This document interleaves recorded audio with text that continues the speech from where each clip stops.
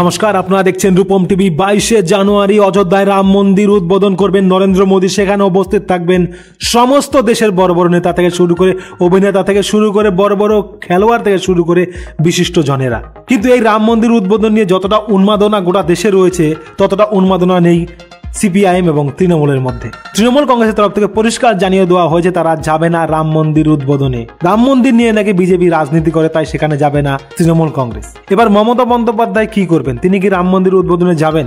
উত্তর 24 পরগনা যাওয়ার সময় হাওড়ার ডুমুরজোল হেলিপ্যাডে হেলিকপ্টারে উঠতে গিয়ে মমতা বন্দ্যোপাধ্যায় বিরক্ত হয়ে গেলেন, রাগ প্রকাশ করলেন। সেই সময় সাংবাদিকরা মমতা বন্দ্যোপাধ্যায়কে বলেছিল যে মমতা বন্দ্যোপাধ্যায় কি রাম মন্দির উদ্বোধনে থাকবেন?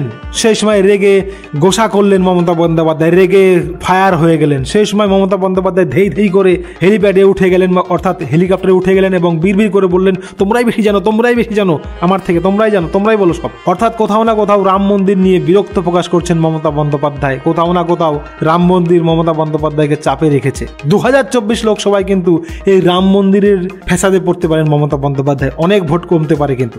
খবর ভালো লাগলে সাবস্ক্রাইব, লাইক, শেয়ার করবেন। জয় হিন্দ।